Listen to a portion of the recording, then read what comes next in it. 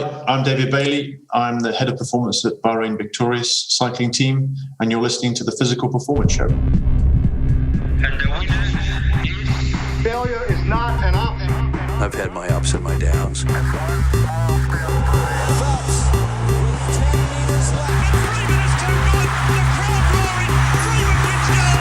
I think it's an absolutely breakthrough experience.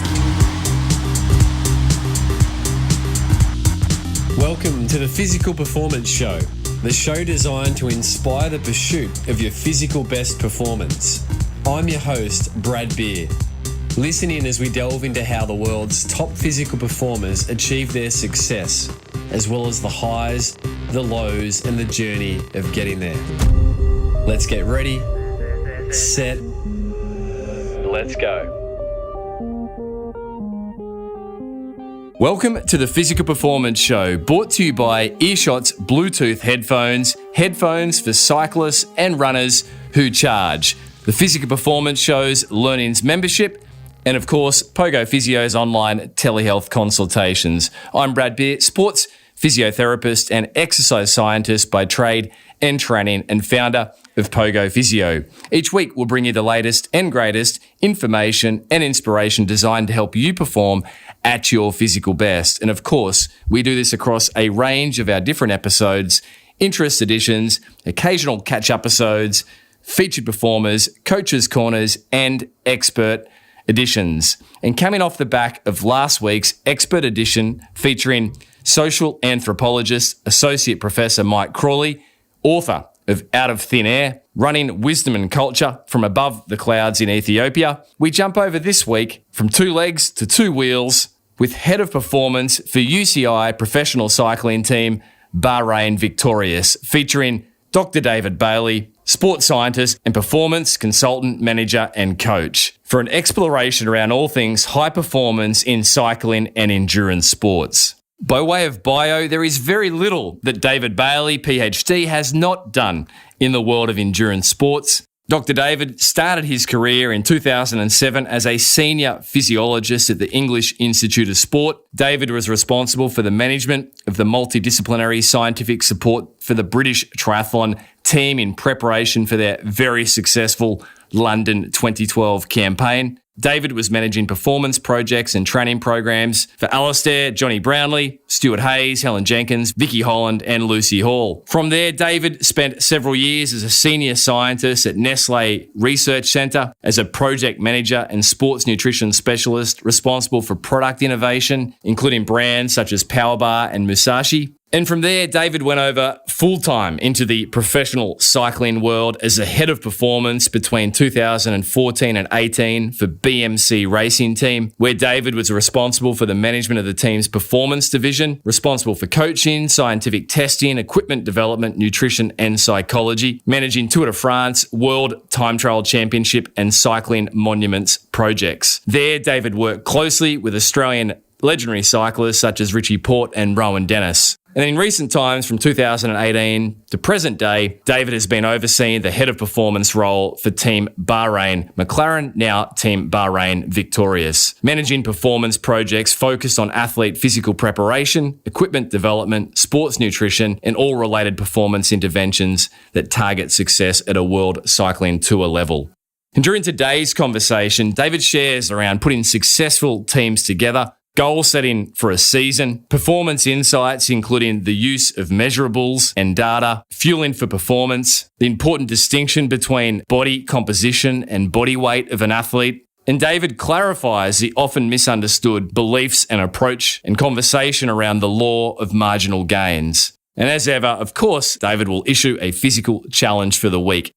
Special thanks before we press play for former guest of the show, Australian Olympic cyclist Rachel Nayland from episode 248, who introduced me graciously to David. And also special shout out to long-term listener of the show, Wayne Simmons, for his contribution for several of the questions throughout the interview. So get set for the learnings. Here is my conversation with Head of Performance, Team Bahrain Victorious, Dr. David Bailey, sports scientist and high performance manager, recorded just a week or so before the commencement of the 2021 Tour de France.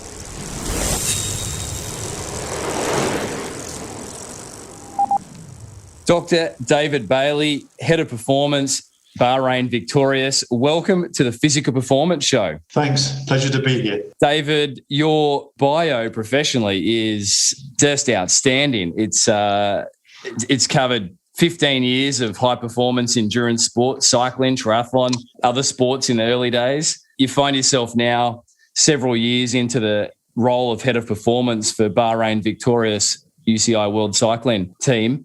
What does a day in your life look like, a week in your life look like?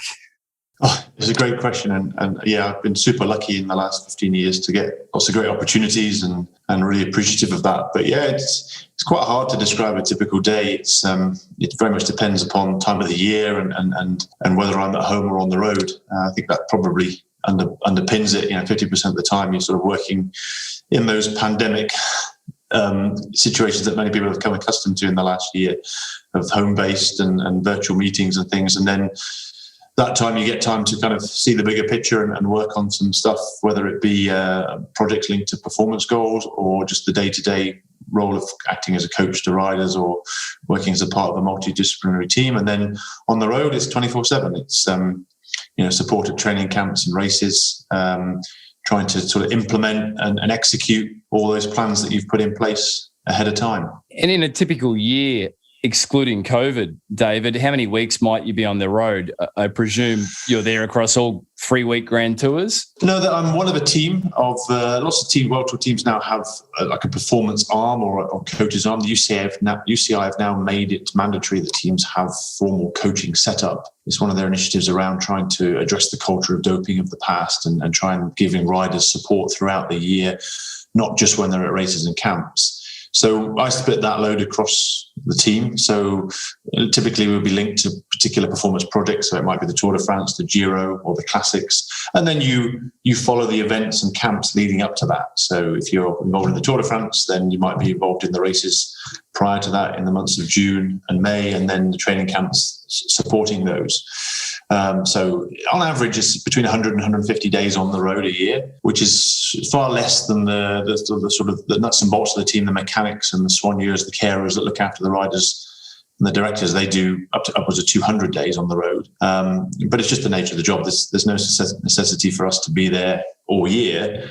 Really, I've always had the opinion, if you've got a job to do, then it makes sense to be there. But if you're just another spectator, then it's probably better served to be working remotely. And David, you mentioned really a 3-pronged approach to your role. There's that of the coach to individual riders, and I believe you're responsible for up to 10 riders under current UCI regulations. Correct, yeah. Are they all? They're not all. Obviously, you're the coach who so graciously introduced us to Australian Olympic cyclist, former guest of the show on episode 248, Rachel Nayland.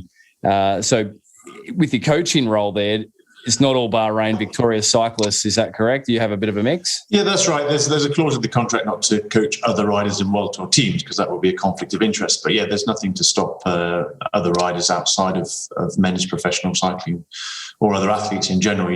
I do enjoy those one-to-one relationships. It's a very different relationship when you're working with the rider, privately, if you like, as opposed to a part of a team, because it's a much more supportive role, whereas as part of a team, you're being paid by the team and the financial transaction is like independent of your relationship. Whereas if you're working with an individual athlete, whether amateur or professional, it's a bit more challenging, but it's also a bit more rewarding because, you get to know that person more and get to be more aligned with their goals. And you can be much more independent. I work for the team. So if that rider has an issue with the team, then I have to support that team. Whereas if you're sort of independent, it's a funny one. Coaching is a really interesting one because it's quite a time-consuming piece, and there are many people that try and make a business out of it. And I think when you get above a certain number, like you alluded to, like 10 or more riders, then it's really hard to give them the full time and support that they deserve. And yet people try and make a career out of it. And when you get upwards of 50 athletes, then it's sort of, you could argue it dilutes a little bit the support you can provide. Yeah. So yeah, it's trying to find the balance is tough at times. Rick Nason, that famous line, coaching is managing complexity. Yeah, exactly. A lot of it. Exactly. And David, you also mentioned there one of the prongs of your role is working as part of a multidisciplinary team. So in team life, what sort of practitioners, scientists, etc., you're working with? Yeah, it's cycling for an endurance sport, which has got a lot of scientific research behind it over the last decades, it's not really since the conception of the institutes, which were pioneered by arguably Australia and then the UK around the time these countries hosted the games, that these more traditional professional setups, whether it's in team sports or endurance sports or other skill-based sports, they haven't really embraced that. I think the Institute's pioneered a lot about the merits of having a sports science, sports medicine team of practitioners. Cycling, the nuts and bolts of it are your mechanics and what they call soigneurs or carers. And these are multi-skilled people who don't just deliver massage, they basically do everything apart from push the pedals for the rider. and then you have a doctor and a sports director, which is like a team manager, the operational manager on the road that sits and drives the car behind the race. But nowadays, we have a nutritionist, we have physiotherapists, we have certain specialist aerodynamicists, and a lot of it's driven by the budget of the team. Some of the top teams can afford to get real expertise in full time, like data analysts and programmers and psychologists coming on board as well. It's driven a little bit by budget, a little bit by the culture of the team. Cycling is quite a traditional sport, so it's still growing in that area compared to some other sports. Some other sports, in my opinion, have kind of overtaken cycling scientifically. But it's certainly helped a lot, the success with the teams that have endorsed that way of working. So, yeah, it's great to work with these different experts across the board. Just curious, David, I can't leave it hanging out in space. What sports do you feel have overtaken cycling in this traditional sense with acceptance and progression with sports science? I think that the team sports, which were ultimately always really difficult to quantify, they talk about endurance sports being linear sports, and what they basically mean is that, you're in a straight line, you can measure most things. Scientifically, it's a lot of the research into exercise and performance was done on those sports because you can measure it. You can sit on a treadmill or an exercise bike. With the evolution of accelerometers and GPS devices and video tracking in team sports like soccer and stadium-based sports, these things they were perhaps the most traditional coming from the UK. Soccer is a big sport, but I have colleagues that now work there, and some of the things they're doing now have been leaps and bounds. And maybe it's driven by equity. Maybe these entities have so much money, you can hear the rumours that the football players get paid. A weekly salary of a football player might be that of a small tier cycling team. So that all helps. But I think overtaken in terms of, they've now got the means to measure stuff. They've been able to invest resource into understanding what that means. And, the prize at the end of the path is much bigger. So there's going to be more incentive to engage in it. Cycling has perhaps had that luxury of head start, if you like, in understanding. And now it's the teams that are at the cutting edge that are starting to embrace that and drive that forwards. And they're still, perhaps on a par with some of the more affluent sports. Mm. But it's been a little bit of a paradigm shift scientifically. As an observer from the outside looking in, David, it seems like there has been quite marked progressions in cycling in the last decade with sports science, and obviously technology is always innovating. But do you feel like there's been a real emergence of that in the last decade? For sure, yeah. I think that I was lucky to be a part of the British setup for the Beijing Olympic Games, and I think that marked the start of their switch towards focusing on road cycling. And I remember at the time the discussions around creating a road team and then Sky came on board as a sponsor, and that philosophy of evidence-based practice and embracing expertise outside of the traditional thinking of the sport, along with their heavily coined marginal gains philosophy, it drove that, and it's quite an attractive approach. That certainly buys in with the manufacturers and equipment developers and sports nutrition companies that want to be able to label their intervention as being the game changer. And most people who are inquisitive to know how it happens, it's not just accept what you see on TV. It's now trying to say, actually interested in the how, and whether it's for personal interest or just generally being inquisitive, it really reached out to that interest. And yeah, you're right. It's driven that development in the last 10 years. David, that third prong of your role is working on performance goals. Obviously, as head of performance, the buck stops with you in terms of responsibility. It's an enormous task. It's a complex calendar, the UCI World Cycling Calendar. Many locations, many days on the road, as you outlined. The logistics are enormous. You've got a mix of riders in an on and off contract. How do you set the goals for the year? Like, what does that process involve? And then obviously you reverse engineer from there. You'd think. It's for me, it's a real game changer. The teams that do have vision beyond 1 year, I think inherently because of the sponsorship model in cycling, it's, you probably see there's a fairly high turnover of team names.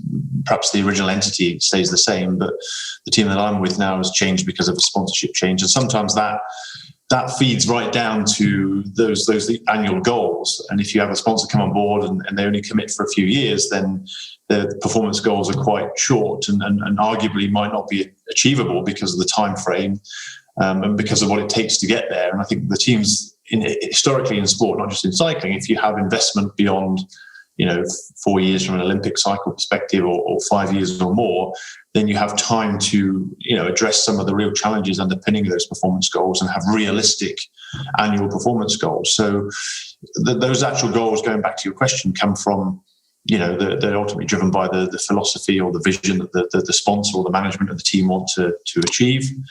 And then they sort of feed down and often that's a little bit more, there's always a juxtaposition between, what they want to achieve and then what that looks like at an operational level. And there's a whole bunch of steps between that. And the timing or the actual practicality of achieving it might not always tie up. It's a tough one, but typically it's just set in the off season, and then you inevitably find that it needs to be revised and updated throughout the year. And in building the team, David, how is the team built to reach the objectives, or are the objectives built off the riders, or is it a combination? So in my, I guess I'm getting upwards of 7-8 years in professional cycling. It's probably only 1 year where it's been based upon the resource, the asset, the athletes you've got. The rest of the time it's this, every team wants to win the Tour de France, every team wants to win a big classic. And rarely do they sit down and look, hard and long into the mirror and say, can we achieve this with what we've got? And that speaks back to my point about timeline. So it might be that you can, if you've got investment for 5 years, because you can find young talent, you can develop that talent, you can better understand the demands, and you can stay on that process. But if you're looking at a 24-month turnover, then, if 16 of the 18 teams are trying to win the Tour de France, then good luck. So in the times I've been fortunate enough to work where there's a bit more of a, well, what have we got and what does that look like against the performance demands, then of course it's typically more successful. And those cultures, when they get embedded, then bring that success over time. And that's what you see in cycling. The successful teams have probably come from periods of underperformance, and they've really invested in a long-term strategy, and then it pays off. But of course, the sponsor wants it to pay off in 12 months, not in 5 years. Yeah, certainly. David, we theme this show the highs, lows and learnings, and featured performers typically will be asked the high and low of their career. I think it'd be interesting to hear from you with your experiences to date. There's so many untold numbers of world champions you've worked with, Olympic gold medalists across the sports. But is there one moment you really look back on fondly in terms of your role and the outcomes? Yeah, I've always said, and when I speak to people getting into the industry, it's we're all absolutely motivated by winning. I think that's, no one's in it for that. It's about winning bike races, winning Olympic medals, it's winning world championships. But ultimately, that's owned by the athlete. They're the ones that stand on the podium. They're the ones that take the credit for it, and rightly so. I'm always uneasy when I see people surrounding them that want a piece of that pie. They want to say that I was there and I did that. And I get it. You've got to blow your own trumpet, and it gives you credibility and recognition. But at the same time, personally, the highs come from periods where you've been part of a process where you think, actually, that was a learning experience. What we thought would happen happened, and it helped better inform that. So it might be, when I was at BMC, the team prior to the one I'm with now, we really invested in time trialing. And the team won the World Championships team time trial back when it was an event. And that created momentum. And then we really invested in understanding that event and training and preparing for it and bringing in every aspect of performance around that. And that led to subsequent World Championships and then a dominance in time trialing events in racing. And in 2017, I think we were winning at one point 1 in 2 of every time trials the team entered. Hand on heart, we had very exceptionally talented time trialists. That you need the core ingredients, right? We had good time trial equipment, a good time trial setup, and just the investment in that, born out of a win at the World Championships, which could well have been just, coincidental. It was good fortune as well as good preparation.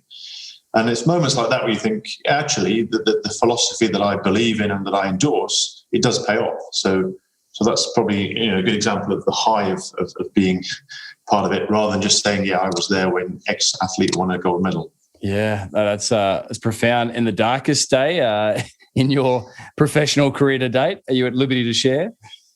The darkest day? Every other day, probably. It depends. I mean, there are more downs than ups. I think that's working in sport. You come to accept that only one person's going to win. So it's you learn to deal with the downs more than the ups, and then of course you have to help others deal with that. So I think there were a couple of times. I remember when Richie Porte crashed out the Tour de France. On 2 occasions on the same stage, not the same actual stage, but stage 9 of both years. And on both occasions, he was in fantastic condition. You do everything you possibly can. You invest more than a year in preparation for it, and the final 6 months. And the second time round, it was after learning from the first experience. And okay, you can't predict crashes, but they're pretty low when you've invested a lot of time. And again, going back to my point about the athlete owning their performance, no one could be more disappointed than he was. But I think that's a pretty tough pill to swallow when you kind of think, well, everything we can control, we've got lined up here. And then, they crash a bike and all out the window. The uncontrollables. I heard you share, David, in preparing for this recording, I listened into an interview you did with, I believe, some friends of yours on the Xterra podcast. Right. And you said something that was profound. It jumped out. As a sports physio, I often say people need to grieve their injuries. And I heard you comment that when an athlete has a bad result, it's very open, it's very vulnerable. It's not like having a bad day at work where it's invisible. It's out in the public domain. And you commented that they need to grieve their result, and that it's in those moments that often some of the better and best connections can be really forged in the down moments. When they win, there's 40 people that want to talk to them, but when they have a bad day, they're sitting there alone. Can you just talk to that? I found that very insightful, and obviously a bit of an insight into your personality. Yeah, it's a tough job for them. I always say to people when they sort of question athletes' salaries or lifestyles, or even some of the darker side of the sport around why these people get trapped into making bad decisions around performance-enhancing drugs or various other side nasty parts of the sport. But you have to understand that these guys, maybe this day and age they do, but most of them didn't set out to be a professional athlete. They had another, they were at school or they started a career, and then all of a sudden one day someone gave them some money because they performed well, and then it completely changes the playing field. I think if you told most athletes that they could be paid what they're paid, but without the expectation to perform, they'd love it. But that performance pressure, as it's put, is a tough one, because it needs to be there to drive focus and ambition and work ethic, but it's not always controllable. And when things don't go as planned, it's really tough on them to deal with. No one trains them how you deal with this, and more often than not, they don't succeed and they underperform. And like you said, when they win, then everybody and their dog wants to be their friend and speak to them. And when they underperform, then they're on their own. And if your job is to try and develop rapport with these people and get buy-in, then that's the starting point. You've got to say, well, I'm with you, whatever. This is sport. This is what you've signed up for. You're supremely talented and you have every right to be here. But there are going to be lows, and we probably learn more through these lows than we do through the highs, because you have an emotional process you go through and you have to let that pass. But then once you get some lucidity, then you can look back on it and probably learn more. I know it's cliche, but you probably learn more from the failures than you do from the successes, because it's part of the process, and it does sort of build up understanding and give those individuals more performance. So it's good to be there with them through that. Any examples practically, David, of that at play where you've seen an athlete turn around there really? I mean, you shared Richie Porte's example there from your time at BMC. Well, Richie only recently. I mean, you mentioned Richie. He won the Criterium de Dauphiné, so a key race in the build-up to the Tour de France. And I was coaching him back in 2017 when he was leading that race up to the last day. And all the favourites, I think he was leading by 10 seconds, all the favourites ganged up against him. They knew we didn't have a particularly strong team. And I think at the time, Chris Froome, who was the eminent Tour de France winner, was lining up for his 4th win,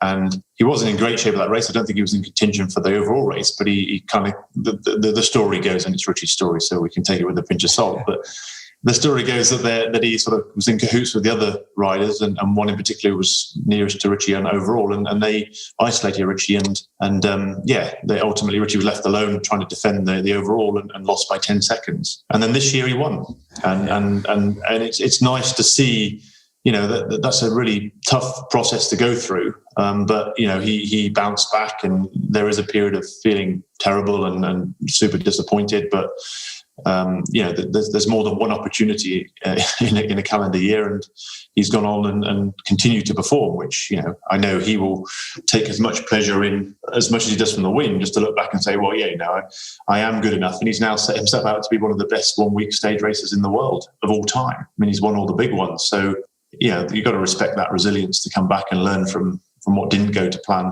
the last time. Yeah, a great role model and example, and certainly, obviously, a much-loved Australian athlete, Richie Port. Let's talk some learnings here, David, and this could be a conversation we'd hold for hours, but in sort of dispelling into several sort of key topics, fueling is such a big area of performance, from recreationally competitive athletes, obviously, to the elite side of things. You spent time at Nestle.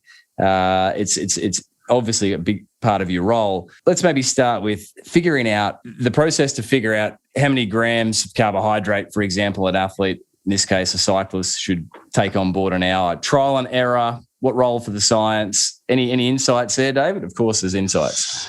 Yeah, it's an interesting one. I mean, with the devices that we can do to measure performance now, so power meters on the bike in particular, you're getting fairly accurate measurements of the energy demands of the event. So working on that performance demands model, you can have a fairly good prediction of the demands of the race. If it's a multi-day race, you're obviously thinking days ahead as well at the same time. And then that married up with the sports nutrition products available and other food sources, combined with what's understood about, you know, individual fueling strategies and the physiology underpinning that, you can be pretty prescriptive these days. I mean, I was always quite surprised, having come from a research background in sports nutrition to then having worked in commercial sports nutrition to then actually seeing what happens on the ground in elite sport, that it was more often than not quite way off what the recommendations were and what the scientific understanding was. So there was some quite low-hanging fruit there to try and get that right. But the thing that I really enjoy that a lot of the people don't see is that implementation. You know, there's plenty of people out there promoting methodologies and the right amount of carbohydrate to eat, but actually trying to do that in competition is challenging. And whether it be athlete preference or tolerance to high intakes of carbohydrate, you know, there are solutions out there, but you have to be quite creative to suit the individual.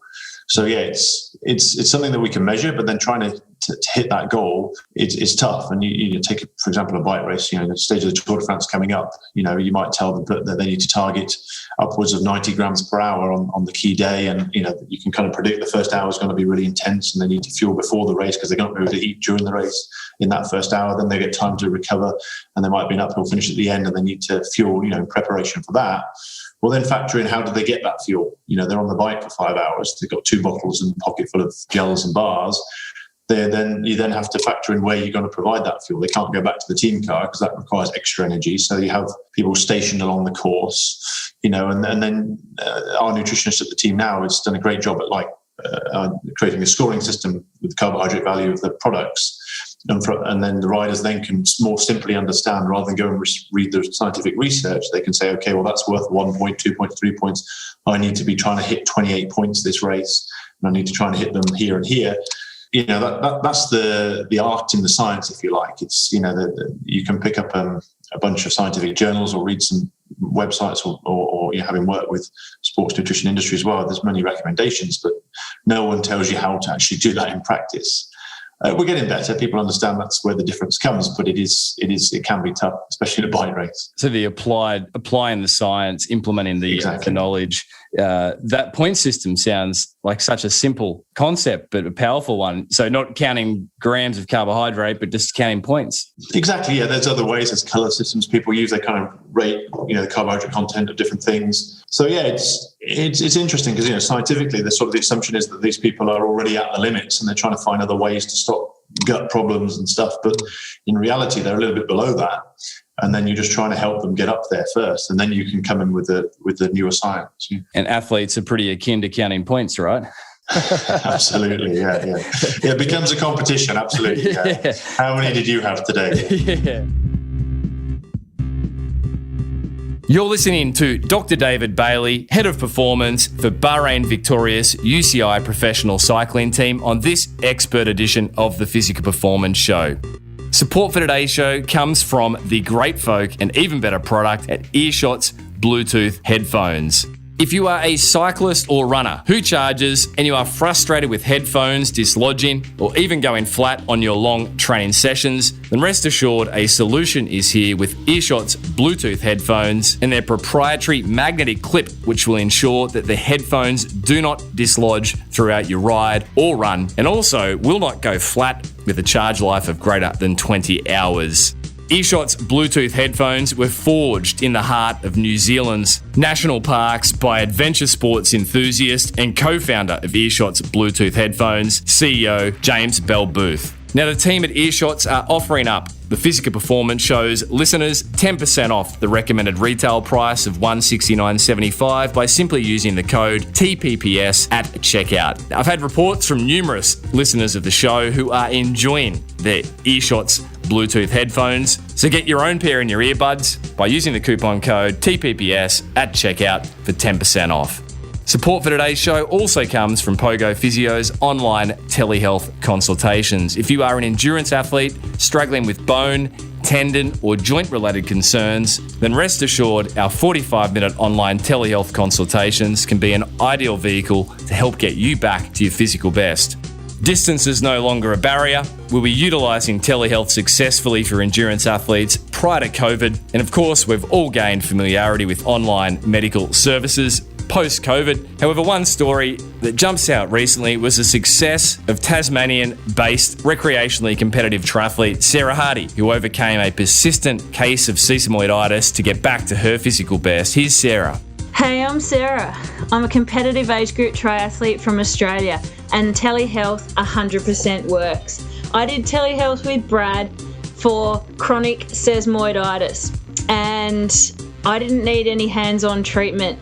I had exercise prescription and load management with my training. And this, along with Brad's expertise and genuine care, got me across my Pogo finish line.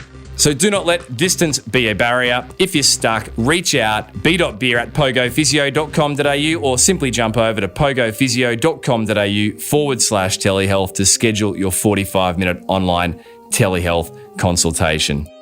And finally, support for today's show also comes from our Learnings membership. It's really simple. If you'd like to support the production of the show, you can do so through a $5 per month Patreon pledge. Just search the Physical Performance Show over on Patreon, and in return we'll grant you access to our back catalogue of live stream events, including 2021's very popular live streams with Dr. Stephen Seiler, Sustainable Training for Attainable Endurance Goals, and Dr. Shona Halson, Recovery Essentials for Optimal Performance, which were both ticketed at $49 per person. However, for our Patreon members, it is complimentary as a small gift and way of saying thank you. And of course, in 2022, we are putting together two great live streams with UK-based sports dietitian Rinny McGregor and Australian-based positive psychology researcher Rory Darkins, who will respectively be presenting live streams around fueling for endurance sports and positive psychology for endurance athletes. Massive thanks this week to our new patron, Jordan. Thank you for your contribution to the show.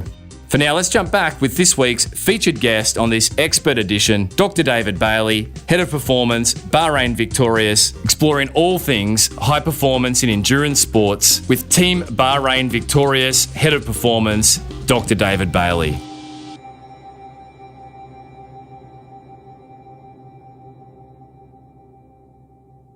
David, the age-old cycling dilemma of optimal body weight. How, as a coach, do you help an athlete navigate through that in a season? And how do you know, like, when they're in that ideal body weight range? What are you sort of looking for in cycling?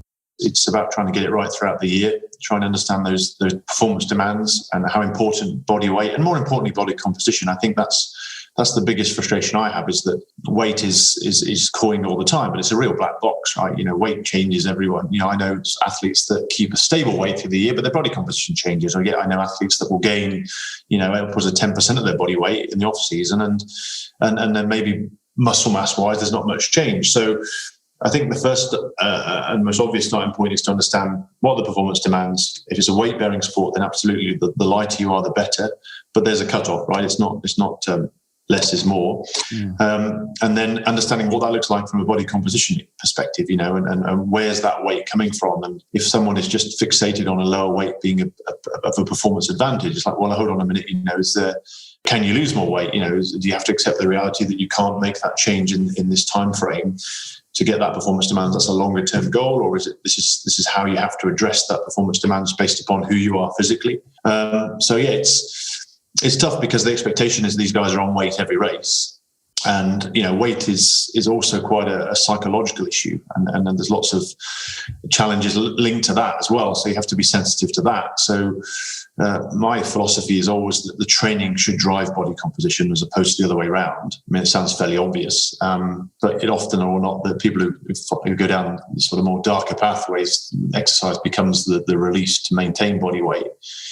And then on top of that, once you've got that, then it's about, how realistically, how long can you be at race weight? And, and how do we get there? And how do we get there in a more achievable and sustainable way? Rather than just saying, okay, you've been selected for this race this weekend, you need to lose 3 kilos. It's, it might be possible, but it's likely to compromise your performance. Yeah. Gosh, so a few keys jumped out there. Training should drive the body composition, not the other way around. And it's a matter of figuring out how long the athlete should be at that race weight or for. It's obviously an ongoing process. Some, I imagine, athletes are better at that than others. And as you say, there's the overlay of psychology there as well. Yeah. The riders will often come into a Grand Tour, ideally, depending upon the demands of the event. So let's say it's a typical Tour de France where the first week is a little bit more, less climbing, a bit more rolling, and some of the key favourites will probably be a few kilos overweight, born out of the reduced training load prior to the event, the understanding that carrying a little bit more weight isn't a performance disadvantage. And then on top of that, it might be some fluid retention, changing climate and things. Others will come in on race weight, and then I've seen it many a time, they'll gain 2-3 kilos in the first week. Yeah. And you might say, well, how on earth are they doing that? They're burning upwards of 4,000 or 5,000 kilojoules a day. And it's a little bit of a super compensation effect. It's probably linked a little bit to fluid retention, but I think that's a good example of one way, the right way to do it, the wrong way to do it. The right way to do it is to play the long game, if you like, and understand that if you want to be on rate for the mountain stages, then you don't need to be on weight from day one. Whereas if you just want to be ready from day one, then that you might achieve that, but it might have a knock-on effect after a week. Yeah, we're on a 3-week Grand Tour. And an example of training driving the body composition, can you share an example of that practically? Yeah, it's all training is quantified as load, right, over time. So if your load is higher, then that's going to have an impact upon body composition. If the load is focused around a particular type of training, whether it's strength or endurance based, that's going to drive, how body turnover of protein, muscle mass. Training altitude can have an impact upon that. I think it's also understanding the turnover of different components of body composition. So fluid is turned over the quickest and the fastest. So it's reassuring those athletes when they're changing training climates or reducing training load, that increase in weight can sometimes be fluid, or it's predominantly fluid based. If you're reducing training load and in order to prepare for a race, and you see an increase in weight linked to glycogen supercompensation. So that's why I always like to look at body composition as opposed to body weight. But yeah, so if you're going through a strength phase, then you might see an increase in muscle mass. It's frustrating that there isn't the technology that's that portable now to be able to quantify body composition through Dexa and things, on the road. I think we default to body weight because it's practical, and you can do skin fold or bioimpedance work, but then those are things that are still fraught with error. So you're always in this balance between what can I measure that's reliable over time versus what's most valid, and you have to try and find the middle ground. But yeah, that's kind of what underpins it. And on average, how often might an athlete have their body composition formally measured with Dexa? Or formally with Dexa, I think you'd be surprised to more than 3 or 4 times a year. It depends on access. It depends on the team. But yeah, I think typically 3 or 4 times a year, probably, pre off season, then after a winter period, then pre-competition, and maybe a couple of times through the season. David, you're in a sport that certainly the marketers, the commercial side of it, drives the concept of marginal gains and 1%ers and, faster bike. And former featured expert on the show, Phil Burt, who has shared around bike fit-in. Phil gave the great example of a recreational athlete looking at their time trial position. A time trial setup, they'll not hold back on spinning on a time trial bike, but oftentimes overlooking their position on the bike or, their body themselves. You've got a great passion for debunking some of the myths around this concept of marginal gains. Can you just speak to this? Obviously, it must be frustrating at times and amusing at others. I think perhaps debunking is probably the wrong word. I think it's a misunderstanding more than anything else. I think that the term was coined when I was at British Cycling, and at the time it was called aggregation of marginal gains, so implying that there was an accumulative effect. And you only have to go out and look at some of the stuff on sports nutrition that's added caffeine and creatine and bicarbonate, and you don't see a cumulative effect. There might be 4% gains individually, but it doesn't add up to 12. And that's because there's diminishing returns, and a lot of that depends on the individual. So I think it's you have to first of all accept that it's human nature to explain performance and explain things in general, unifactorially. That happened because of this. This guy won that race because of that. And of course, the people who've got some financial gain from endorsing that jump on it, whether it's bike companies, clothing companies, sports nutrition, some individual that's had some input, rehabilitation, yes, it was because of this. And I get it, why wouldn't you? Because that's how the world works these days. It's a little less looking into the process, a little bit more what the outcome is. But that will come back and bite you in the ass because, that doesn't happen consistently. So for me, the concept of marginal gains is quite simple. It's performance is multifactorial. So it makes sense to break it down into its margins. And Sir Dave Brailsford of Ineos, has been misquoted multiple times on that. He's always stated that it's, that's what we do. We look at performance, we break it down, and then we invest resource into those which we believe bring the biggest marginal return, which is a fundamental model in business, right? It's like, they break down what are the margins of costs and profitability in a business, and you invest in those that give you the biggest return. But human nature thinks a margin is 1 or 2%. It can be upwards of 20%. So I really drive people's thinking to say, okay, well, at the end of the day, we can quantify performance to some extent. Once we've done that, we've broken it down into the genetics of the athlete, their trainability, their nutrition strategy, their aerodynamics, their mindset, we can go on all day here. Where people miss that step now, and this is where it needs to go, but the commercial sector won't endorse it, is to say, well, now wait that. How important is that guy's chain lubrication versus his altitude training camp? And you can't give it to the 1%, but you come away hopefully with a bunch of factors that are really fundamental marginal gains, yeah? And then there are probably a bunch of factors that are moderate, and then there are ones that are just sort of icing on the cake, if you like. And I think you find a lot of the icing on the cake ones are the ones that make the headlines, because it's a nice story, it's got some marketing behind it, and I think that's fine, I get that, but I think if you're trying to help an individual improve their performance, then you have to not disregard the baking of the cake, those fundamental core marginal gains before you start putting the icing on it. And then one caveat to that is the placebo effect. You can't disregard that, especially in sport where psychology is such a fundamental performance factor in itself.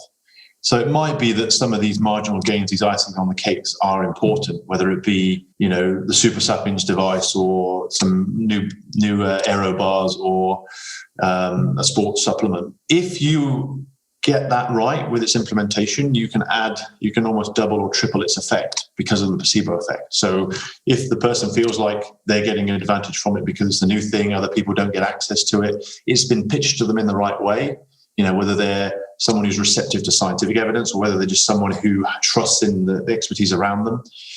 When I was with some teams, we would never let them use the full race setup in training. We'd only let them use it in a race on the basis that it would add to the placebo effect, where I've been at other organizations like, well, why wouldn't we use the full race setup in training race simulation? Because it's good to practice it. Now, there's no right or wrong answer there. It's just about understanding of that placebo effect. And I think if you can add that to the understanding of how you weight your performance factors, then you get more bang for your buck. And is there a formal process or a set pathway to weight performance factors, David? Yeah, there's many methods of weighting. Is it Winston, or there's some stuff that's been done where you can just you list what it is and you give it a score or a multiplication factor. You could take in track and field you might take an 800 meter performance and you might say, okay, well, physically, biomechanically, nutrition, psychology, equipment, you might subdivide it into that and then list those factors specifically. So VO2 max, running economy, speed capacity, it might be, shoe type, it might be fueling strategy, bicarbonate, and you then perhaps subjectively in the first instance rate it. And there might be some factors there that you can say, well, scientifically we know that this contributes this much, so we know that middle distance is an interesting paper that's just been published in Sports Medicine, just saying that, this is really the middle ground in athletic performance because, you need an anaerobic capacity and a high VO2 max and an endurance capacity, but, there's a percentage that you can equate that to these determinants of performance. So that will help you understand how important they're weighted. There are other elements where we haven't quantified it to that level where you can be confident to weight it with that degree of accuracy. And then there's some other performance factors that you have no control over, like the weather or the tactics of your opponents or the ability of your opponents. So they're factors, but then you almost have to sort of acknowledge they're there, but accept that you can't influence them to the same extent as those that are more quantifiable or you can determine. You're listening to this expert edition featuring Head of Performance for Bahrain victorious UCI professional cycling team, Dr. David Bailey. If you missed last week's episode, it's been very popular, featuring UK-based social anthropologist, Associate Professor Mike Crawley, who recently released his book Out of Thin Air, Running Wisdom and Magic from Above the Clouds in Ethiopia, and furthermore shared on last week's episode around the Ethiopian running culture. Everything from zigzag running, dodging hyenas, fueling, and the importance of rest. Here's a little snippet from my conversation with Associate Professor Mike Crawley. So this was one of the times when we went out running at 2:00 in the morning, which is something that people sometimes do because they, you can run actually in Addis Ababa itself, around the city without very much traffic. The slight problem with that is that sometimes you will encounter hyenas who've come down into the city to kind of clear up the sheep farm or where the market, basically, where there's bits of, sheep skins and things hanging around. And Hailey described basically running into the middle of a group of hyenas by accident with Vassal at one point. And they just were kind of surrounded, didn't really know what to do. And I think Hailey said, we just stay as still as you can. And we just hope that a car comes along. And if a car does come along, we just absolutely leg it with the car as fast as we can and hope that the hyenas scatter, and that's basically what happened. To enjoy the full episode, jump over to wherever it is that you enjoy the Physical Performance Show from. We're also on YouTube now, and there you can peruse the archives dating right back to episode 1, featuring surf lifesaving Ironman champion Ali Day. For now, let's jump back with this week's featured guest on this expert edition, Head of Performance, Bahrain victorious professional cycling team, Dr. David Bailey, exploring all things high performance in endurance sports. David, you used a word not a moment ago, trainability. You can put legs around that. What does that mean? Any examples of that trainability of an athlete? If people say, what does it tell? I've been lucky enough to work with these successful athletes over the last 15 years or more. And what are there any common factors? And there are a bunch of common factors, but if you think of it, when you see that guy on the Olympic podium, like I hope we all see in the coming month in Tokyo, that isn't just what happened that day. That fundamentally starts with them picking the right parents. And what I mean is that their genetic predisposition to that. That when I first worked with elite athletes, you kind of had the mindset that, well, if you had enough time to train, you could be professional. No, these guys are just responders. They're the guys that after 3 days of a training camp continue improving, where most of us mere mortals are taking a chair into the shower. So their trainability is exactly that. It's that they just their starting point is that much higher, or they have that capacity. But it's specific to different aspects of performance. So if you're just looking physically, then it might be that you've got a guy that's trying to contend the Tour de France, and his climbing capacity is highly trainable because physiologically and genetically he's set up to do that. But his capacity to sprint is not so trainable because it's just physiologically, genetically, he isn't set up to do that, certainly not in the short term. So, a lot of people say, well, you need to work on that because you shouldn't disregard it, but you're better off investing your time in the part that's more trainable, right? So the coach and scientist that works with UAE, who's the coach of current Tour de France champion Tadej Pogačar, he talks about this. He says that, he doesn't really train his sprinting because he can do that. He's okay at that. He's not going to beat, the top sprinters in the world. But when it comes to his peers, he doesn't really need to invest that much time in it. They don't disregard it, but, it makes more sense to invest in what, is more trainable for that athlete, what he's been gifted with, for want of a better word. And the recreational athlete can self-identify there, David, with the things that do come a bit easier to them, right? Exactly. Yeah, exactly. David, 2 M's. There's 2 M's I'd be great to cover if we can. 1, monitoring, and 2, masters athletes. Yes. Briefly monitoring. I know Dr. Stephen Seiler, scientific colleague of yours, so famously says, just because you can measure it doesn't mean that you should. Then you've got, I guess, individual nuances amongst the team environment. How on earth, as head of performance, do you navigate measurements? You have to understand the psychology of performance. And one of the things that I hated at university and have come to learn is quite important is psychology and the behavior of athletes and how to influence that behavior, because we're in the art of persuasion. And some of these things for some athletes are not of interest, and for others it becomes a displacement focal point for performance anxiety. So I've noticed, in the years I've been in sport, that a lot of athletes will come to these things. Those that are receptive to it, they want to measure it because they're just obsessed with it, and maybe it's their way of coping with performance pressure. They put all that. I know athletes that have left training camps because their heart rate monitor, GPS device, or power meter stopped working, and they couldn't get a replacement. You think, well, okay, maybe you've gone too far here. But there's a process, so that you might find eventually all athletes come to engage in it to some extent because they may see value in it, and then they generally get a little bit obsessed with it. Whether that's it's the application that drives their interest, they're competitive people, so they engage with it and try to beat their peers, and it becomes a distraction. And then they probably go away from it, and it's when they come back to it a second time that it's super powerful. So, in the role that I've had and previously had, it's like, well, accept that process. And then when you see someone engage with it directly, it's like, well, don't push it too much because you need to understand why they're engaging with it. And if you see someone who's quite dismissive of it, then let them be dismissive of it, but let them come around to it. And if they can get to that point where both parties see it as a tool, at the end of the day, these things are just tools, right? And any tool is only as good as its limits. So it should never be a substitute for the process that you've invested in and the things that you are perhaps more able to predict and control. But if it complements that knowledge, then it's of value. So you shouldn't, just because you can measure it, you shouldn't measure it, but you shouldn't disregard it because it may be of value. The danger with that then is that, people measure everything and then look at everything and you lose sight of the goal. So it's sort of being able to prioritize again. It comes back to that weighting point. It's like, well, okay, we're starting to be able to measure lots of metabolites real time now, online glucose and body temperature, and the companies that are driving that technology and trying to market that are going to tell you that it's going to be the game changer.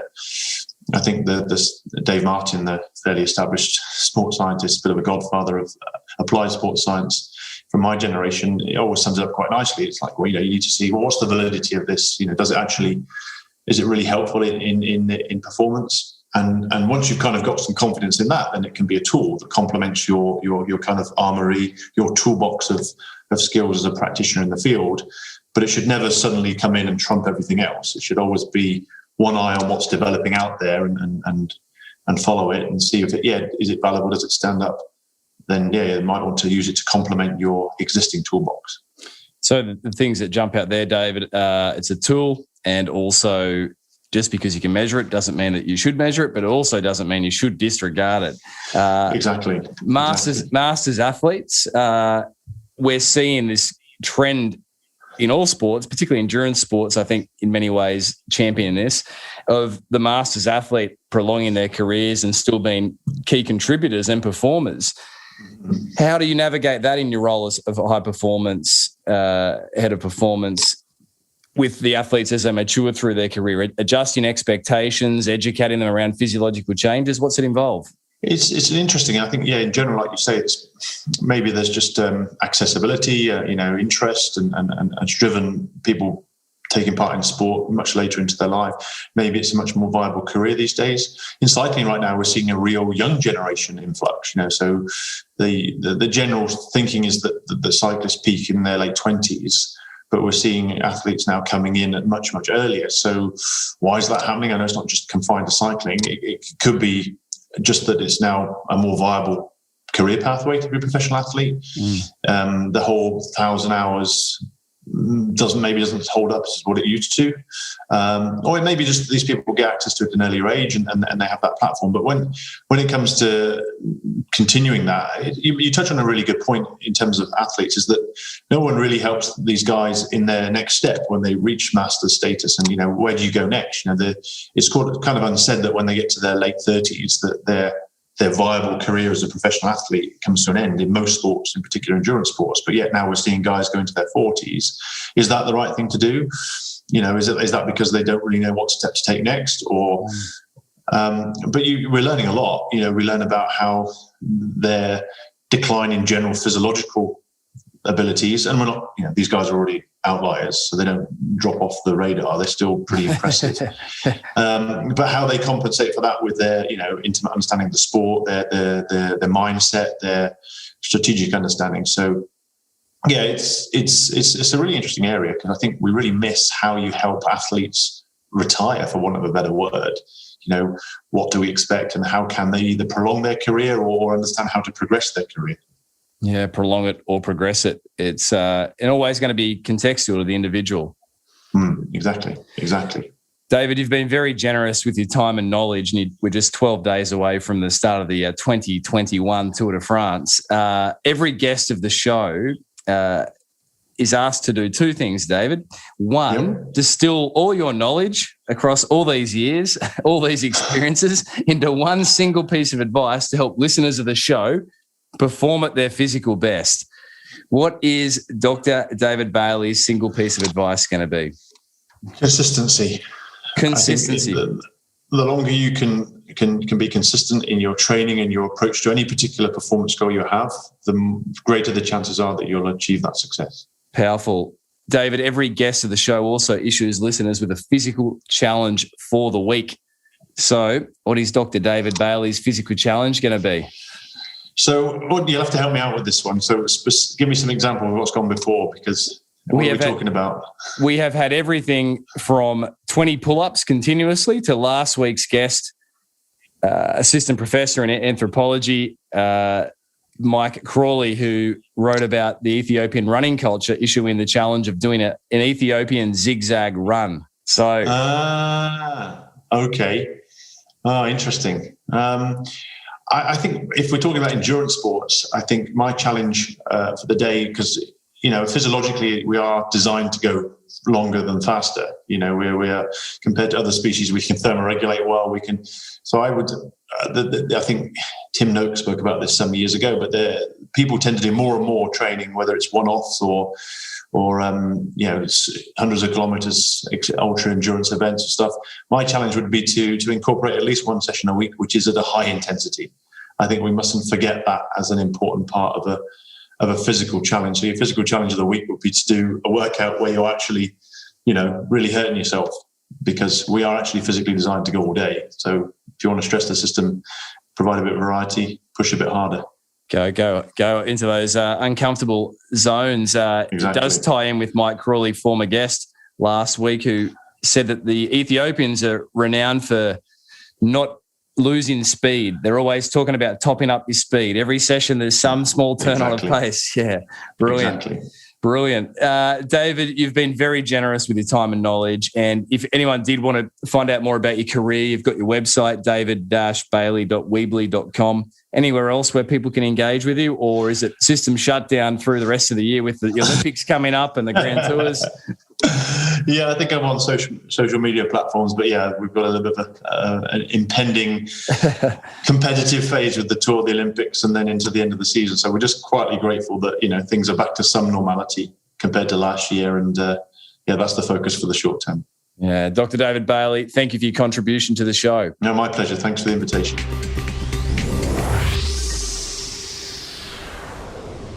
So there you have it, another episode of the Physical Performance Show, and I trust and I know you enjoyed David Bailey's share-ins. In particular, I found David's insights around the clarification around the misunderstanding of marginal gains be so helpful and very interesting. Now, if you enjoyed David's share-ins, as he mentioned, he will have his head down on the road with the 2021 Tour de France about to kick off, and of course the Tokyo Olympic Games soon thereafter. But do take a podsy. If you've enjoyed this episode, tag the Physical Performance Show in at Physical Performance Show. You'll find myself on social at Brad_beer. And of course, if you want to reach out, provide feedback for the show, please do so on social or via email b.beer@pogophysio.com.au. Now, massive thanks to today's show sponsor, Earshot's Bluetooth headphones. They are only for runners and cyclists who charge. And if you are sick of your current headphones, dislodging or running out of charge, then jump over, join listeners of the Physical Performance Show getting Earshot's Bluetooth headphones in their earbuds by using the code TPPS to receive 10% off the normal retail value of $169.75. If you'd like to support the production of the show, please consider becoming a patron of the show from just $5 per month, and in return, we'll grant you access to our back catalogue of live stream events and our upcoming live stream events, ticketed at $49 per person usually. And do reach out if you're stuck with a bone, tendon or joint related concern and are looking to get back to your physical best via our telehealth consultations. Jump over to pogophysio.com.au/telehealth. Massive thanks, as always, to the great folk who make this show possible each and every week. Daryl Misson, our audio engineer, Susan Wilkin on all things show administration, and Matthew Olding on all things show graphic design. Now, coming up on next week's episode of the Physical Performance Show, we're taking a deep dive into the world of calf strains, that is, calf injuries. And I'll share a conversation with you that I recently recorded with sports physiotherapist Brady Green and Tanya Pizzari around all things rehabilitating calf injuries. So be sure to be tuning in to next week's expert edition. Until then, keep pursuing your physical best performance. I'm Brad Beer, and this has been the Physical Performance Show.